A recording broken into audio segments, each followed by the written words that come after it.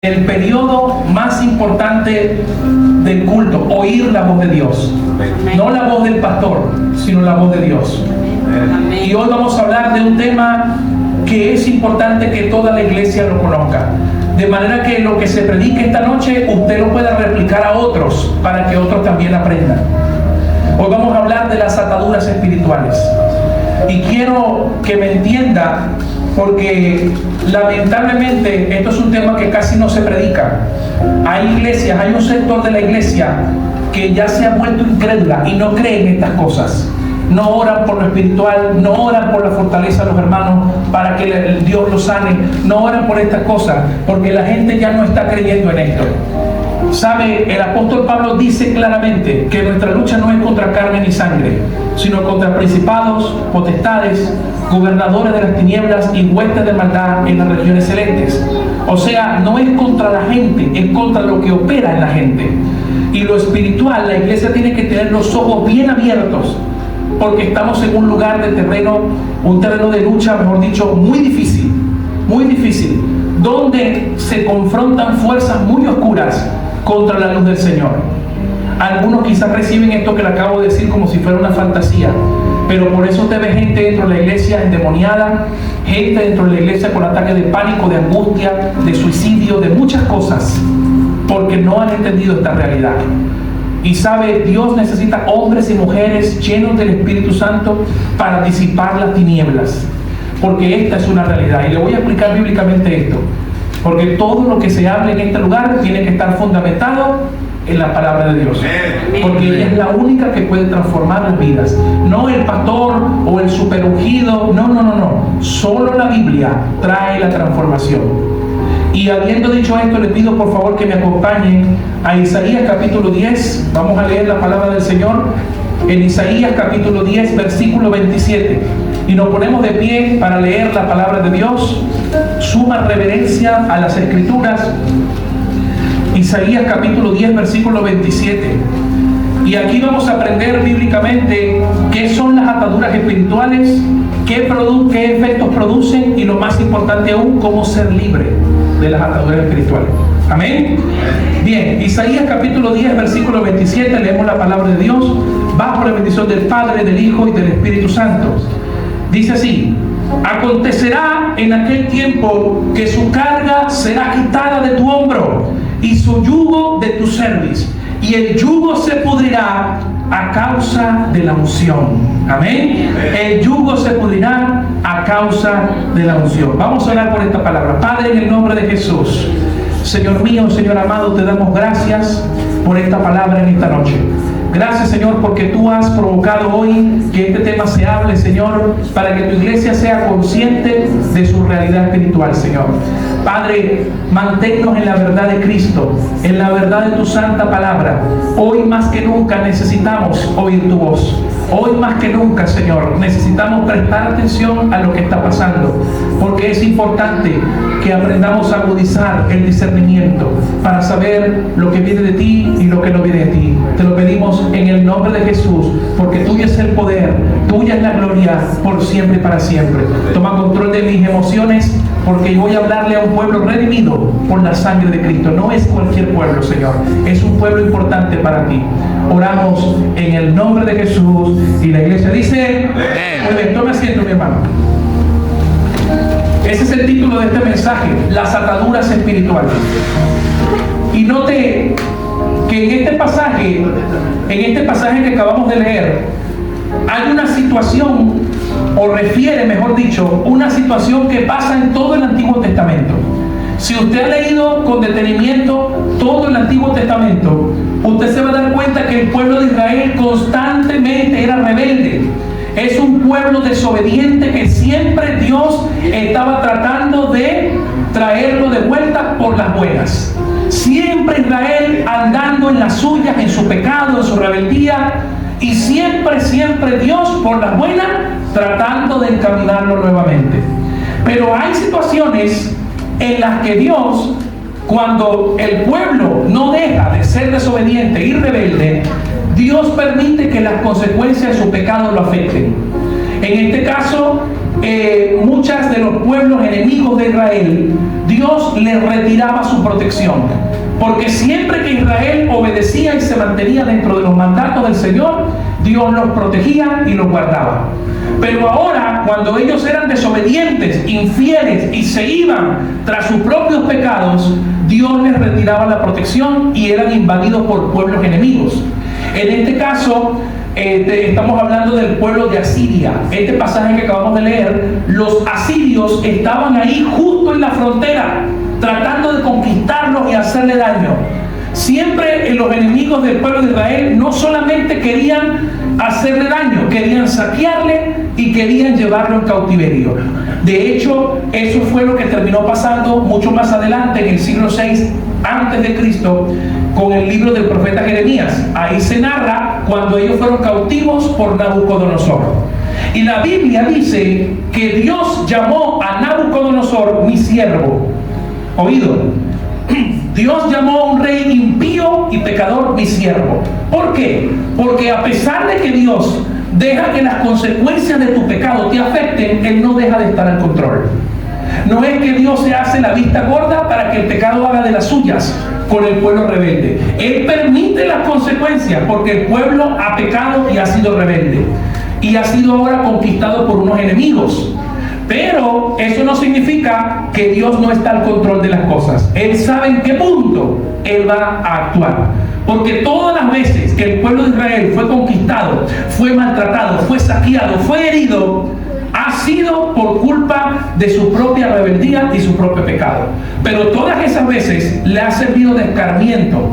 Porque cuando el pueblo de Israel no aguantaba más la opresión, la conquista, las heridas, ¿qué pasaba? Buscaban a Dios. Señor, ten misericordia de mí, ten misericordia de Israel. ¿Y qué iba Dios? Dios, como un padre, iba y lo sacaba del problema y lo volvía a encarmentar y a decirle: si andares en mis mandamientos, esto no te va a pasar. Algo parecido con la realidad en mera coincidencia, ¿no? Lo que sucede en los tiempos actuales, mis amados hermanos, es que mucha gente piensa que como Dios está contigo y Dios está en ti, porque hay dos cosas diferentes, ¿no? Contigo y en ti, piensa que estas consecuencias no te van a ocurrir a ti.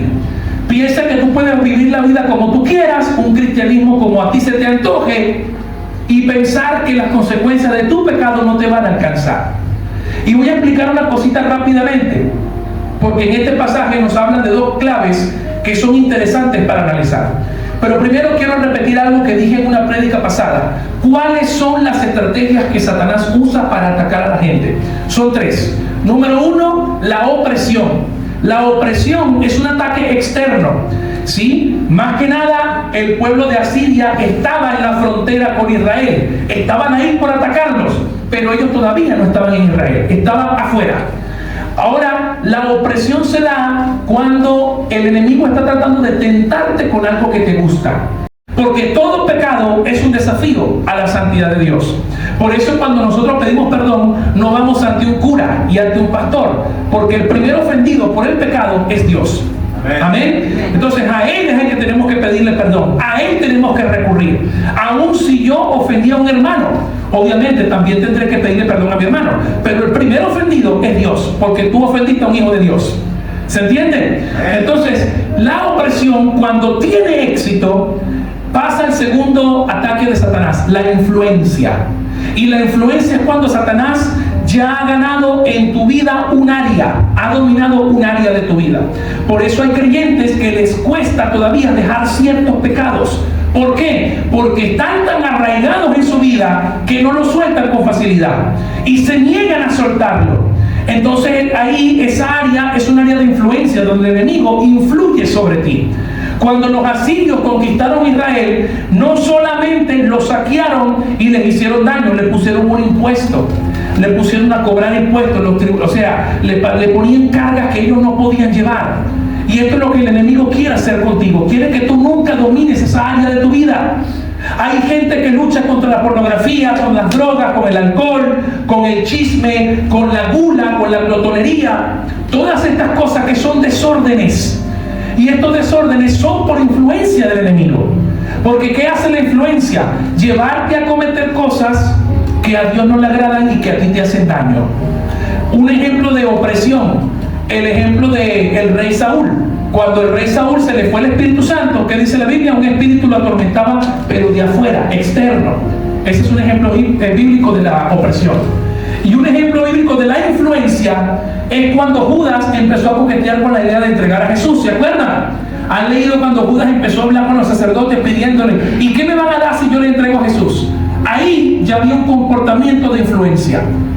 Ahora, esto también pasa en los jóvenes. Oído al dato. Cuando hay amistades que los quieren arrastrar a cosas que Dios no le agrade y que sabe que le van a hacer daño, las amistades empiezan a influenciarlo.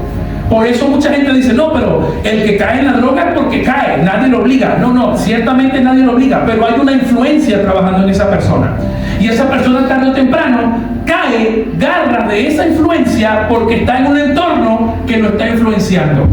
Y lo mismo los jóvenes, las amistades con que frecuentan, los boliches, las redes sociales, todo eso forma parte de una influencia del enemigo contra los jóvenes. ¿Me siguen, sí o no? ¿Cuál es la tercera estrategia del enemigo? Y esto únicamente le pasa a los que no son cristianos. Primero la opresión, luego la influencia. Y cuando la influencia ha tenido éxito, viene la posesión. Y ustedes saben, bueno, en esta iglesia hemos conocido gente que ha atravesado lastimosamente esa etapa de su vida, la posesión. Y la posesión se da cuando la influencia ha ganado tal terreno que tiene completo control. ¿Siéntase ahí? Que tiene completo control de la vida de la persona. La posesión, no siempre la persona es consciente de que es poseída por el enemigo, sino cuando la persona es expuesta a la luz, se da cuenta que hay algo en su vida que está mal. ¿Se entiende? La posesión no es que la persona anda por ahí caminando como si fuera el diablo. No. La posesión es un espíritu, una entidad que está escondida en la persona hasta que es expuesta a la luz. Por eso el versículo dice que Jesús venció contra todos ellos y los exhibió públicamente. ¿Por qué? Porque la gente empezó a entender que los verdaderos ataques son espirituales. Por eso hoy en día nosotros no peleamos contra gente, sino contra lo que opera en la gente. ¿Me siguen? Entonces la gente es simplemente un vehículo, un canal a través del cual el enemigo hace de las suyas. ¿Cuántos casos han pasado en la Argentina que usted ha visto en la noticia? Que el novio mató a la novia porque escuchaba voces, porque no se sentía mal, que tenía rabia, que la odiaba, tenía un ataque de celo. Todo eso son influencias satánicas. Algunos podrán decir: no, pero eso es porque esa persona es celosa, eso es porque esa persona la criaron así. Mentira. Hay una influencia negativa que hace que la persona actúe como normalmente no actuara. Ahí hay un estado de posesión. Algunos, cuando hemos estado en la plaza, hemos orado por gente poseída. Los que han ido a la plaza, levanten la mano, ¿se acuerdan? Hemos orado por eso. Y la gente no esperaba que vayamos ahí a orar y que nada pasara. Si pasa algo, es porque hay una confrontación espiritual. Y eso se da en nuestros barrios, en nuestras comunidades, con nuestros vecinos. La persona que tú menos piensas puede estar atada espiritualmente.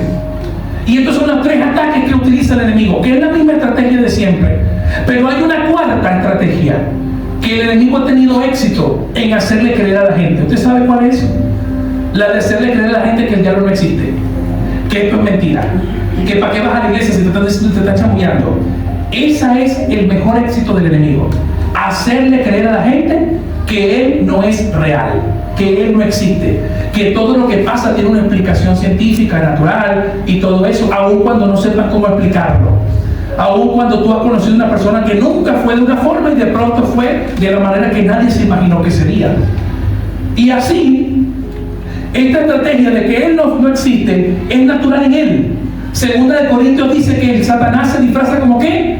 Como ángel de luz. Él nunca se muestra como es él.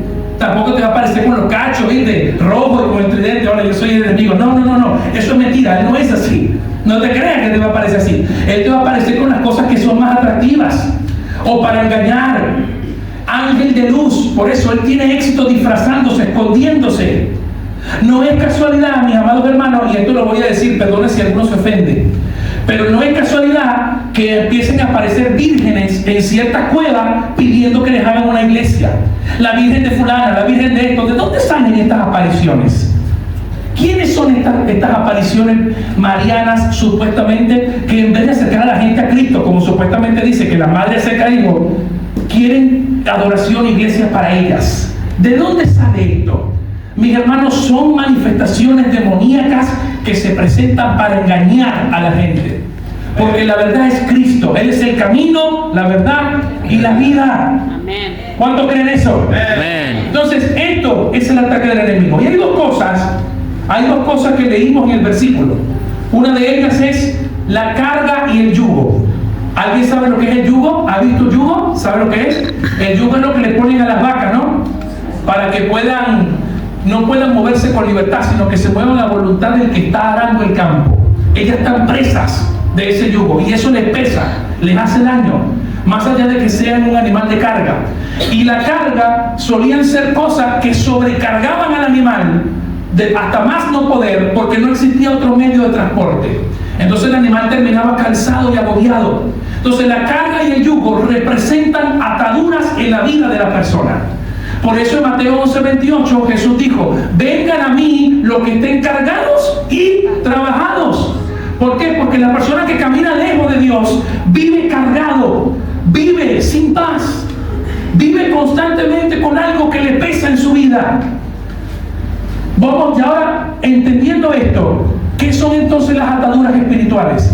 Es el dominio del enemigo sobre un área de la vida de la persona. Eso.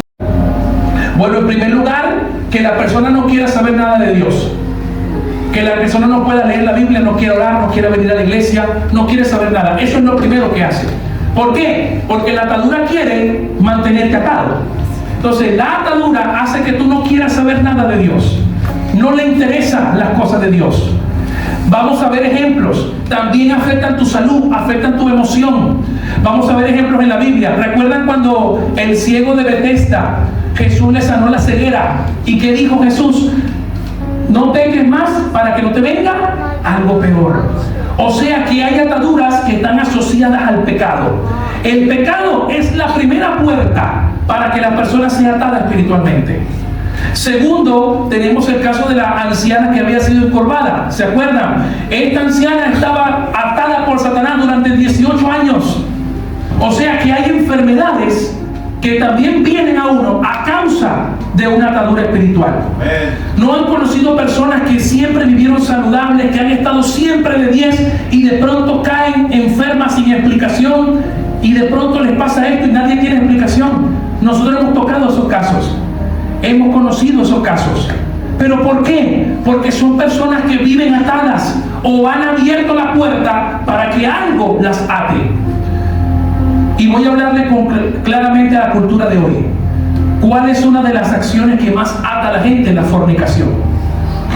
En 1 Corintios 6, Pablo habla de la fornicación, y la fornicación tiene dos acepciones bíblicas. Número uno, la fornicación física, cuando dos personas tienen relaciones sexuales sin estar casadas, o una persona vive en promiscuidad. Un día tiene un novio, otro día tiene otra novia, un día tiene... Esa también es una forma de prostitución. ¿Sabía eso?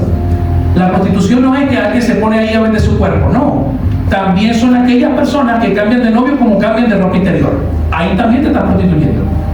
¿Por qué? Porque estás entregando algo valioso tuyo a un desconocido. Y la Biblia dice que la relación sexual entre un hombre y una mujer es exactamente eso, un vínculo de una sola carne. Y cuando tú te unes a otra persona, todo lo que esa persona tiene se une a ti. Aunque no lo crean, esto es así. Por eso la infidelidad en parejas y los adulterios son tan delicados, no porque simplemente heriste a una persona, sino porque involucraste algo a tu vida, lo metiste en esa relación para que se dañara, se autodestruyera. Y las personas que viven así, adictas al pecado sexual, muy difícilmente salen. ¿Por qué? Porque es una atadura tan fuerte que hace que la gente sea adicta a esas cosas. El que cae en la pornografía también, cada vez está buscando más, es lo mismo, son los mismos efectos. Y estas ataduras, mis amados hermanos, producen yugo y producen carga. Y por eso Jesús hace este llamado: vengan a mí los que estén cargados y trabajados. Vengan, porque yo los haré descansar. O sea que cuando usted salga de esta iglesia y mire a sus alrededores, usted va a ver gente cargada y trabajada. Usted, sus ojos van a mirar gente que se está riendo, que está con las compras, que están así, pero en su corazón están atadas, no tienen paz. Van a su casa y se encuentran con el mismo vacío, el mismo pensamiento de muerte, la misma sensación de que no voy a llegar a ningún lado, que no voy a lograr nada. Esas son esas personas. Por eso en la plaza nosotros predicamos y decimos: todo el que está aquí, que a veces viene fingiendo estar bien y no lo está. Entonces, ¿qué nos impide a nosotros reconocer que necesitamos estar bien? ¿Por qué simplemente no decimos: sabes que yo no me siento bien? Yo necesito que alguien ore por mí, que alguien me ayude, que alguien me acompañe. No me estoy sintiendo bien, tengo este problema en mi vida, me siento desanimado, apático, me siento que nadie me apoya, siento que nadie me acompaña. Eso es natural, mis hermanos, porque las cargas de este mundo vienen sobre la vida de las personas que descuidan su vida espiritual. ¿Me siguen, sí o no? Amén. O sigo paro. Pero entonces, esto es así. Y hay una cuestión con la unción. ¿Qué quiere decir la unción? La Biblia en el Antiguo Testamento habla de un aceite que se preparaba de manera específica, con ingredientes específicos, y solo ciertas personas lo podían preparar. Y el aceite servía para arrojárselo a las personas que eran escogidas por Dios, para que esas personas ejercieran una función específica. Por ejemplo, se les echaba aceite a los sacerdotes para ser sacerdotes, a los reyes para ser reyes y a los profetas para ser profetas. Representaba al Espíritu Santo. Esa era un símbolo. Una vez que la persona era ungida, decía que esa persona estaba consagrada para Dios. Y esa persona entonces podía hablar en nombre de Dios y ministrar en el nombre de Dios. Nadie más, porque esa persona, ese aceite identificaba a esa persona. Ahora, a las ovejas, los pastores le colocaban el mismo aceite o cualquier aceite, se lo colocaban en la frente. ¿Por qué? Porque las moscas y las larvas se pegaban a la cabeza de la oveja y podían ir e inundarle su oreja y hacer que se pudra por dentro. Por eso el aceite hacía que se resbalaran y no se pegaran los insectos. Ahora, ¿me está siguiendo por la imagen, no? Bueno, eso es lo que significa que una oveja deje que la basura entre en su cabeza, porque la pudre por dentro. No en vano Jesús decía: no es lo que entra en el hombre lo que contamina al hombre, sino lo que sale es lo que contamina al hombre. Tú puedes comer con las manos sucias, pero si tú eres una persona que vive diciendo grosería y ofendiendo a la gente, no respetando a nadie, te estás contaminando. O mejor dicho, ya estás contaminado. ¿Me siguen, mis hermanos? Entonces, la unción en el Antiguo Testamento tenía esta capacidad.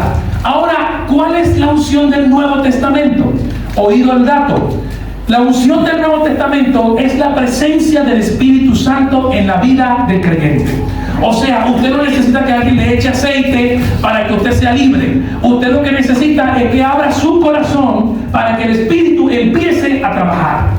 Y cuando el Espíritu empieza a trabajar, no importa qué tan graves sean tus pecados, no importa qué tan grande sea tu atadura, la atadura se pudrirá a causa de la unción, a causa del poder del Espíritu Santo. Porque eso es lo primero que hace el Espíritu Santo: quitarte todo eso malo para que dé lugar a lo bueno. Quitarte los malos pensamientos de que tú no vales nada. No, tú sí vales algo. Tú vales algo para Dios. Tus acciones y tus errores no te definen a ti. Tú no eres tus errores.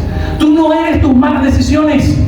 Tú eres simplemente el resultado de cosas que has vivido, pero no es el final. Dios tiene algo para ti. Amén. Cuando Dios te llama a ti y te pone tu Espíritu Santo, la unción empieza a trabajar y empieza a cortar las cadenas de opresión. Ahora escúcheme bien, voy a hacer un paréntesis aquí. Entonces, número 1, amistades falsas. Escúcheme bien esto, por favor, se lo pido. Amistades falsas.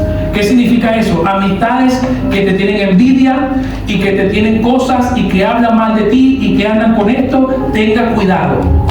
No lo digo al creyente, lo digo al incrédulo o al que está aquí que todavía no conoce de Cristo.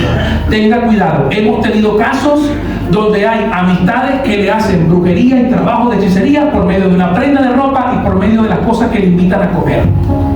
Tenga cuidado. Los jóvenes, la jovencita, porque le quieren quitar el novio al otro, entonces empiezan con eso. Le voy a contar una pequeña historia.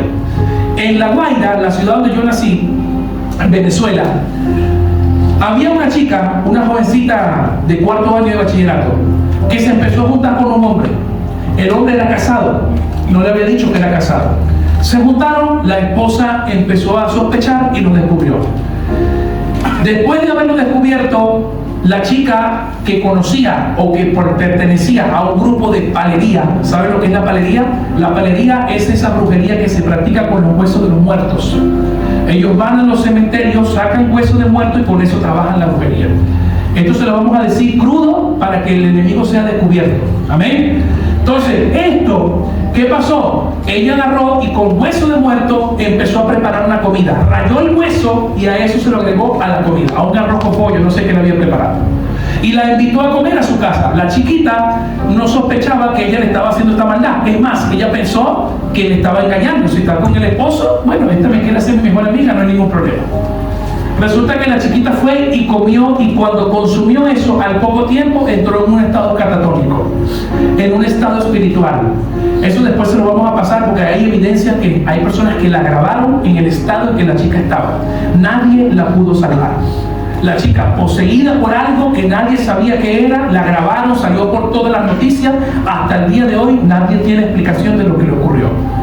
Tiempo después, la madre de la chiquita fue a confrontar a la esposa de este hombre y le fue a decir, y ahí fue donde ella confesó lo que había hecho, donde confesó cómo lo hizo, en qué cementerio había estado y qué cosas había hecho para que ella quedase en ese estado.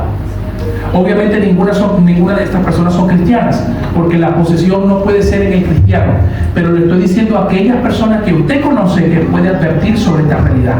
Tenga cuidado, las cosas del enemigo no son para jugar. Por eso los chiquitos y las jovencitas, los jovencitos, cuidado con lo que hacen, cuidado con quién se juntan. Porque la brujería y el curanderismo hoy en día hacen daño y pueden atar una vida. Pueden atar a alguien hasta que se muera. Sí, es verdad, sí se puede hacer. Nosotros los cristianos estamos llamados ¿a qué? A denunciar eso y a decir que solo Cristo salva, solo Cristo restaura y solo Cristo liberta. Porque el poder del Señor es capaz de romper estos yugos, porque son yugos que se colocan sobre la vida de la gente.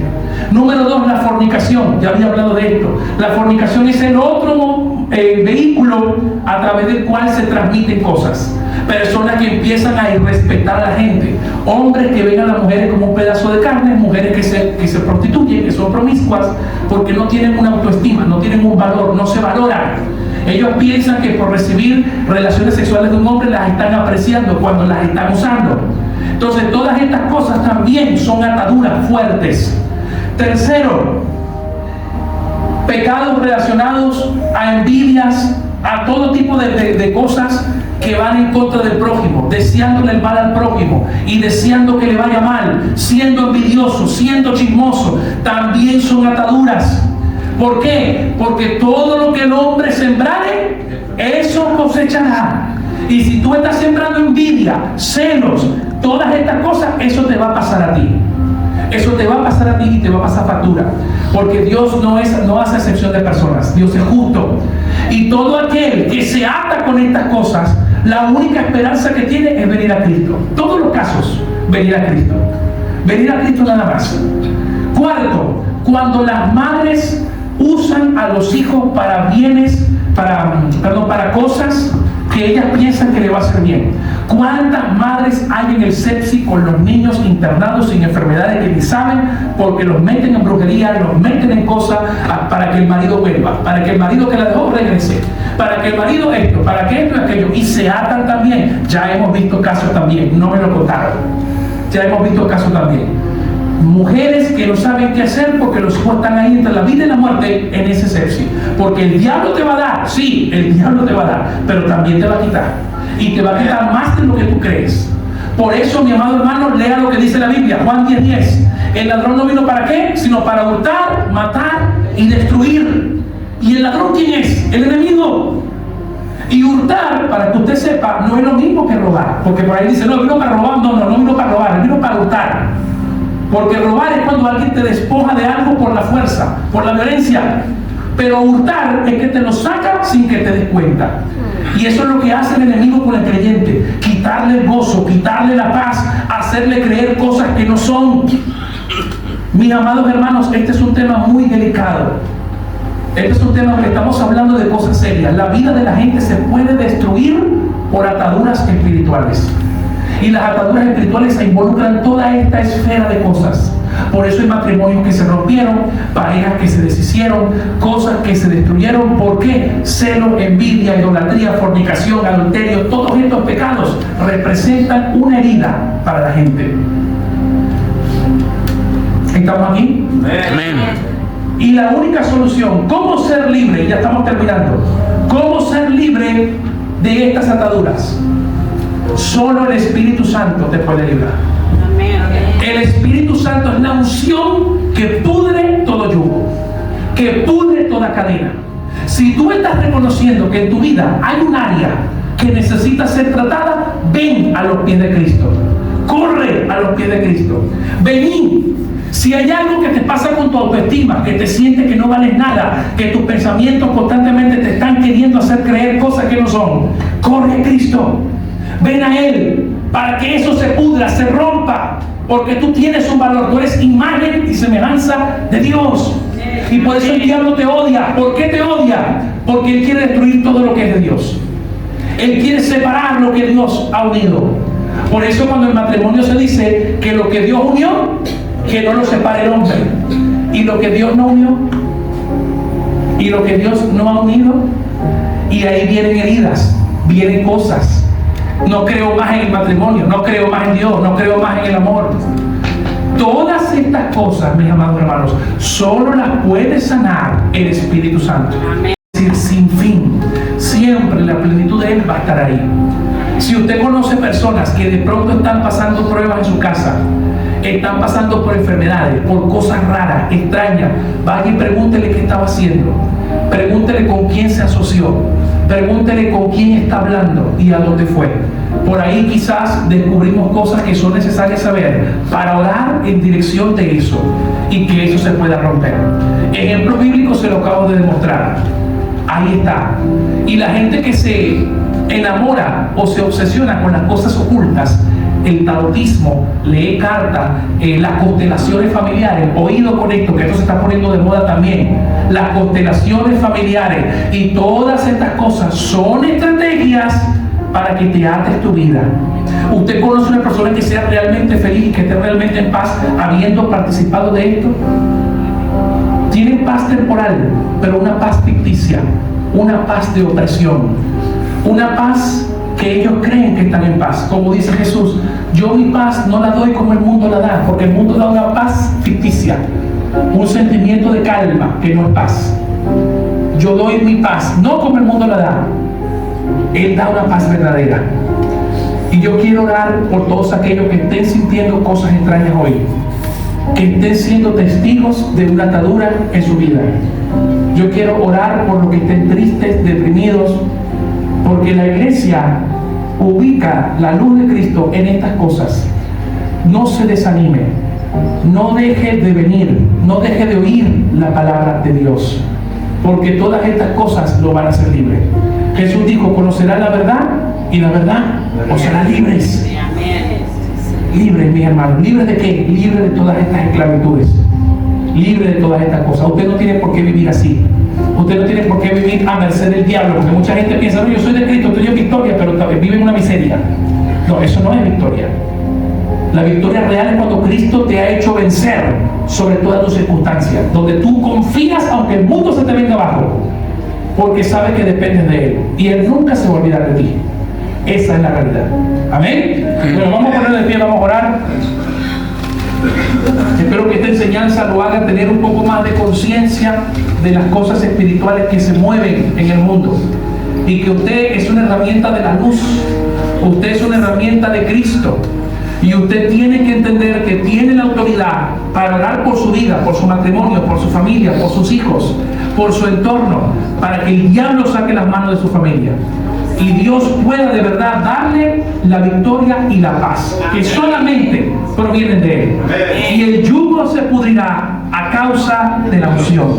Esa es una palabra que debemos recitar y entender que así tiene que ser. Así que le voy a pedir que ponga la mano en su corazón para orar. Y toda persona que se haya sentido tocada por este mensaje, yo quiero que pase aquí al frente si quiere oración, si necesita que oremos por usted. Yo quiero orar por usted, para que usted empiece a entender cómo Dios puede obrar en su vida y de verdad el Señor haga algo que corte todas las cosas que hay en usted.